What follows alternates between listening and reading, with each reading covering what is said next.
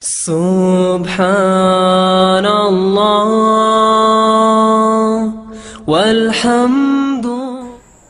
A'udhu billahi minash shaitanir rajim. Bismillahir rahmanir rahim. Très chers téléspectateurs de la télévision Lumière, Assalamu alaikum wa rahmatullahi wa barakatuh. Bienvenue à notre émission biographie, la biographie du prophète Mohammed sallallahu alayhi wa sallam. Nous allons traiter dans ce sujet, le sujet d'aujourd'hui, de la vie de Mohammed sallallahu alayhi wa sallam, c'est-à-dire avant sa naissance. Nous avons déjà eu à parler de ça au premier épisode. Maintenant, dans ce deuxième épisode, nous allons nous atteler à prendre notre prophète sallallahu alayhi wa sallam depuis sa naissance et essayer de continuer un peu loin, si Allah le veut. Nous disions que le but de cette émission, c'est de mieux connaître Mohammed sallallahu alayhi wa sallam. Mohammed, paix d'Allah et son salut soit sur lui, c'est le dernier des prophètes. Mohammed sallallahu alayhi wa sallam, c'est le prophète par excellence. Nous avions eu à parler de ce que les gens qui sont contre l'islam ont eu à diffuser comme fausses informations ou fausses informations au sujet de Mohammed et de la religion islamique. Mais seulement nous avons raté ou nous avons presque commis la faute de ne pas mettre en exergue ce que les savants non musulmans parlent de Mohammed. Parce que oui, de ceux-là, il y a aussi des savants non musulmans qui parlent du bien de Mohammed sallallahu alayhi wa sallam, l'envoyé d'Allah, dont Lamartine, Goethe, soit dit en passant, qui, par exemple, Lamartine a écrit dans son livre Les divans, dans l'histoire de la Turquie, excusez-moi, il a parlé de quelque chose qui est essentiel. Il dit, j'ai eu à étudier, c'est-à-dire dans les livres, l'histoire de la Turquie, édité en 1854, publié en 1854. Il dit, j'ai eu à étudier les hommes sur terre et leur histoire. Parmi les empereurs ou les rois, il y a de ceux-là qui ont disparu juste avant que leur empire ne disparaisse, ou ils ont disparu, ou les empires ont disparu juste après leur mort. Mais Mohammed sallallahu alayhi wa sallam, je l'ai étudié profondément et j'ai compris qu'il a mis en place l'empire. Et cet empire, c'est l'empire continuel et perpétuel jusqu'à la fin du monde.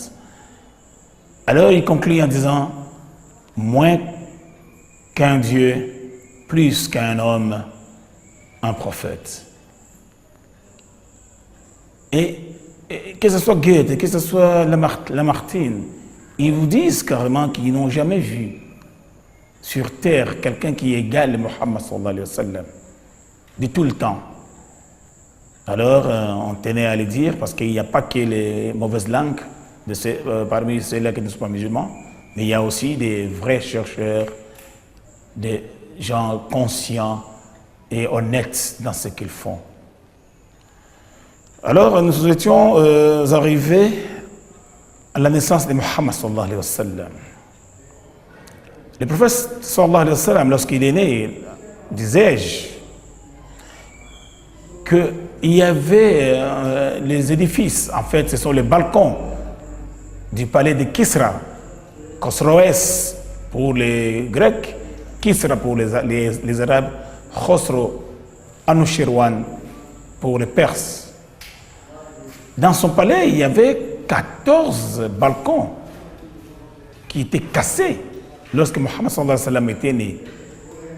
Et il y avait des événements sur terre qui étaient contraires à ce qui s'est passé auparavant. Nous avons dit qu'il est né, sallallahu alayhi wa sallam, le prophète Mohammed sallallahu alayhi wa sallam est né le 22 le 20 ou le 22 avril 571 de l'année du calendrier grégorien. Et lorsqu'il est né, cette année-là, il y avait Abraham qui voulait montrer au roi Négus d'Abyssinie, ou le royaume d'Aksum, parce que normalement le Yémen actuel ou le royaume de Saba était sous escarcelle du royaume d'Aksum, dirigé par les Négus de l'époque. Et pour montrer à Négus qu'il était son meilleur serviteur, alors il a dit que la Kaaba, où les gens du monde entier, les croyants du monde entier, viennent faire la circumambulation, c'est-à-dire retourner cette fois à la Kaaba, en guise d'adoration au Dieu unique, cela devrait cesser. Il a fallu qu'il casse cette maison-là, la maison d'Allah, la maison de Dieu. Arrivé aux confins de la Mecque ou de la Mecque, il a compris qu'il y avait quelque chose d'extraordinaire parce que les éléphants ne voulaient pas se rendre à Mecque pour casser, se rendre à Kaaba. Alors, avant qu'il ne soit décimé, lui et son armée, parce que lui, Abraham a été épargné jusqu'à ce qu'il rentre dans son royaume, le royaume des Saba. C'est là où la mort l'avait surpris. Mais avant cela, avant que les oiseaux puissent faire pleuvoir sur eux, sur cette armée-là, de 60 000 âmes et de beaucoup d'éléphants, l'arme fatale qui était de pierre portée par les oiseaux, Abraham avait trouvé des gens en train de paître, avait trouvé Abdul Muttalib, le grand-père de Muhammad sallallahu alayhi wa sallam, en train de paître ses bêtes. Et il a voulu s'en accaparer. Abdul Muttalib avait dit, non, monsieur, mais les bêtes sont à moi. Les bêtes sont à moi. Si vous voulez aller casser Al-Kaaba, même si c'est moi, Abdul Muttalib, qui suis gardien d'Al-Kaaba, parce que Abdul Muttalib est de Quraysh, et c'est au Quraysh qui revenait la garde dans le Kaaba. Et les clés étaient entre ses mains. Il a dit, même si vous voulez casser cette maison-là, mais la maison a son propriétaire, c'est pas moi. Laissez mes bêtes, allez si vous voulez casser cette baraque-là. Il a donc Al-Kaaba, la Kaaba, à son maître, lui seul pourra défendre, pourra la défendre. Ce n'est pas à moi de défendre la Kaaba parce que la Kaaba ne m'appartient pas. Puisque Abdul Talib savait sciemment que la Kaaba est une maison miraculeuse construite par Ibrahim alayhi salam. C'était une maison vouée à l'adoration d'Allah subhanahu wa ta'ala, Dieu de ces cieux. Et que, voilà, ce monsieur-là dira, Abdul Muttalib dira que non, allez détruire la Kaaba si vous voulez, mais les bêtes, laissez-les à moi, parce que les bêtes sont à moi. Et les velléités belliqueuses d'Abraham n'ont pas été fructueuses, parce que finalement, c'était lui et son armée qui étaient décimés. Et voilà que, c'est-à-dire que l'année de l'éléphant ou des éléphants, c'est l'année où naquit Muhammad sallallahu alayhi wa sallam. C'est le 40e anniversaire, disais-je, du couronnement du roi Khosrow Anushirwan, ou Khosroès pour les Grecs, ou Kisra pour les Arabes. C'est juste pour l'équivalence. Pour les chercheurs, ils doivent entrer dans des sites internet, des livres, des grands livres, et lire, et trouver l'année de Khosrow Anushirwan, 40e anniversaire égale la naissance de Mohammed sallallahu alayhi wa sallam, cette année-là, équivalent à 571 du calendrier grégorien. Voilà que Amina, la mère de Mohammed sallallahu alayhi wa sallam, annonce à Abdul Muttalib, ou fait annoncer à Abdul Muttalib la naissance de son petit-fils.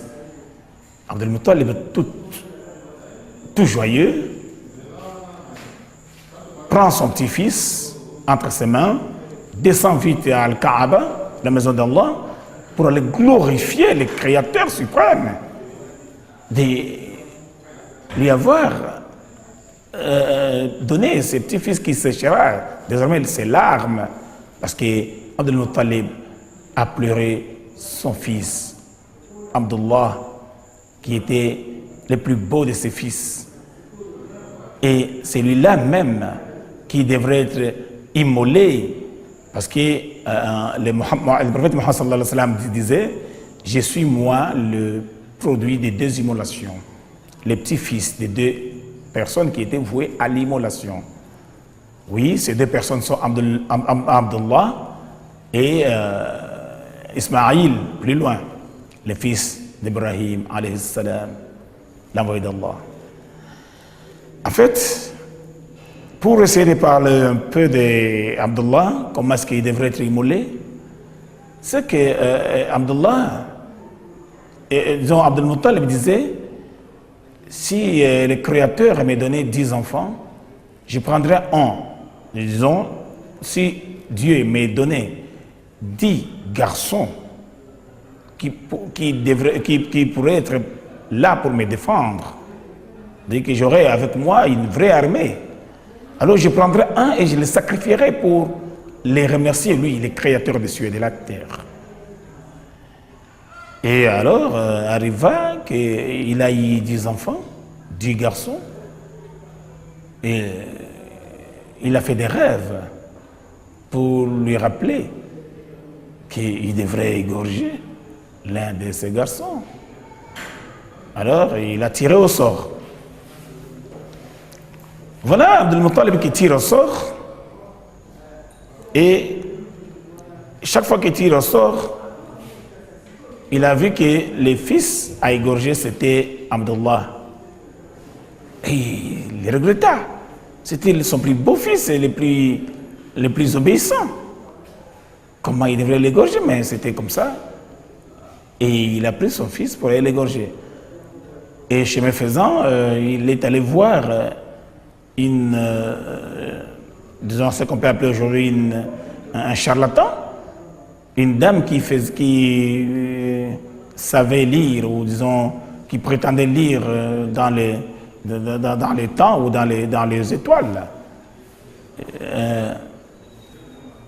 La dame, soit des voyante, dira voilà, il ne faut pas égorger votre fils, il faut plutôt mettre la vie de votre fils contre 10 chameaux. Et tu tires au sort. Et tu iras crescendo, tu auras augmenté chaque fois le nombre de chameaux par 10, si le sort va vers ton fils. Et Abdul Muttalib avait obéi. Il tire au sort avec 10 chameaux contre Abdullah. Le sort donnait que le fils, ce qu'il faut égorger, ou celui qui fait égorger, toujours Abdullah. Il est allé à 10, c'est Abdullah. Il remonte à 20, toujours Abdullah. Il est allé comme ça jusqu'à ce que le nombre de chameaux atteigne 100. À 100 chameaux, le sort avait indiqué que c'était les chameaux qu'il faut égorger et non Abdullah. Voilà que Abdul Muttalib est venu maintenant, il a égorgé 100 chameaux, et puis il ne s'est pas préoccupé de la viande, et même les vautours n'ont même pas mangé cette viande-là. Donc il a laissé, et les fils d'Abdul Muttalib l'a échappé belle, parce que si les sœurs avaient refusé 100 chameaux ou le nombre de chameaux qu'il fallait, donc c'était carrément les fils qui seraient égorgés à la place. Voilà que notre prophète Mohammed sallallahu alayhi wa sallam a bel et bien raison de dire qu'il est les descendants de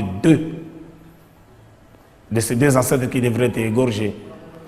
Le premier était Ismaïl, alayhi salam, qui devrait être égorgé parce que c'était le vœu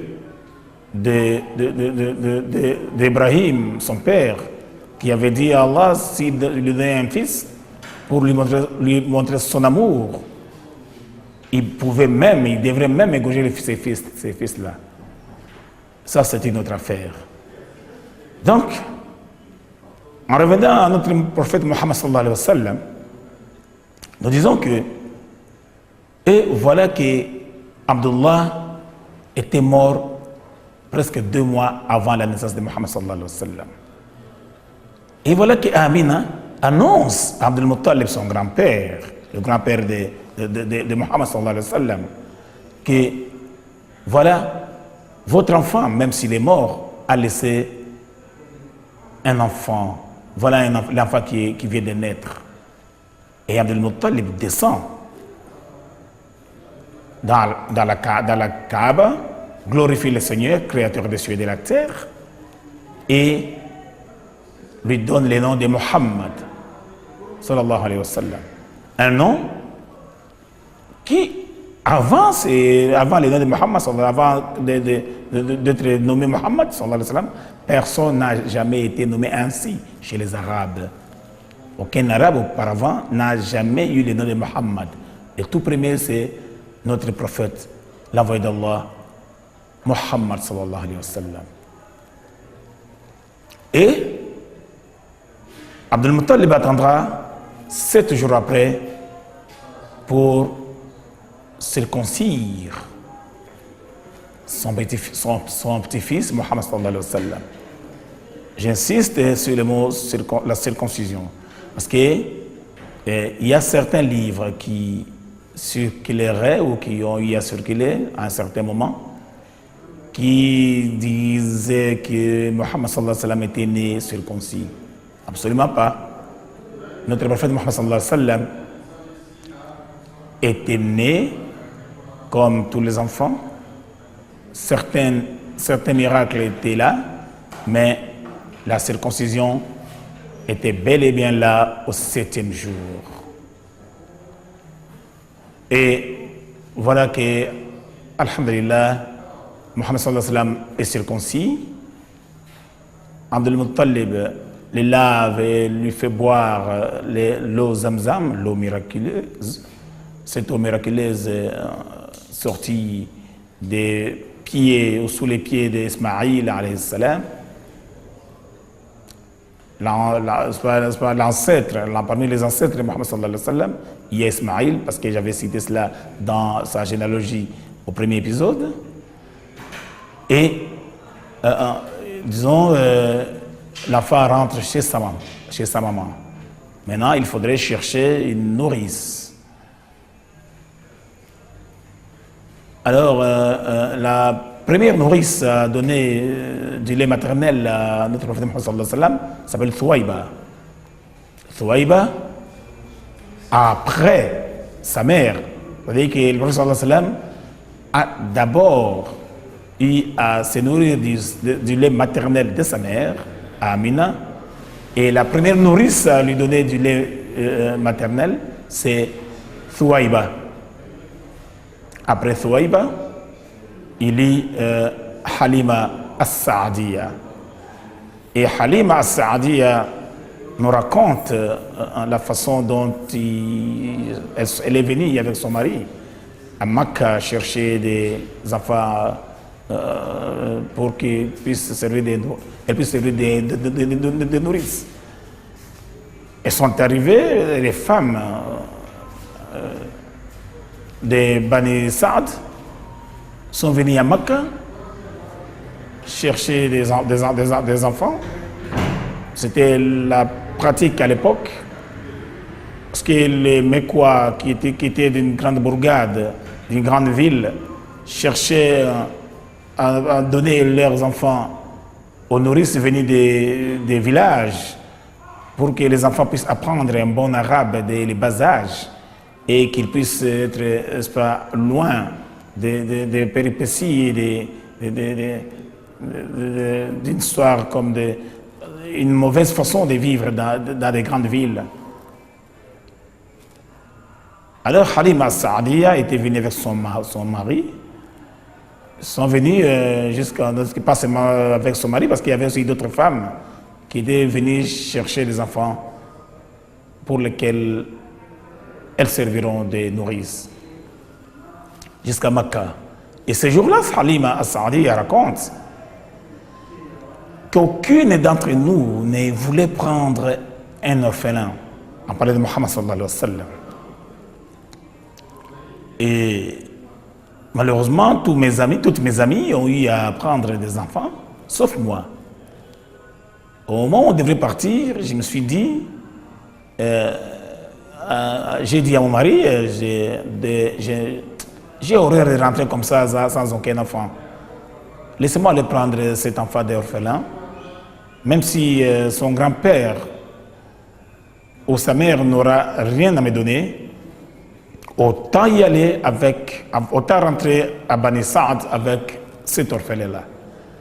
Mais surprise, parce que ce qu'on n'a pas dit, c'est que en cours de route, quand elles sont venues, c'était elle, Halima Saadia, qui était montée sur un âne, qui était trop fatiguée, et elle-même avait ses seins presque secs. Mais ce jour-là, quand elle a pris Muhammad sallallahu alayhi wa sallam, elle a vu que ses seins étaient remplis de lait maternel et que son âne était devenu tout courageux. C'était le premier miracle de l'enfant Muhammad sallallahu alayhi wa sallam. Et très chers téléspectateurs, nous allons faire en sorte que les prochains épisodes soient encore plus attrayants. Assalamu alaikum wa rahmatullahi ta'ala wa barakatuh. Subhanallah walhamdulillah.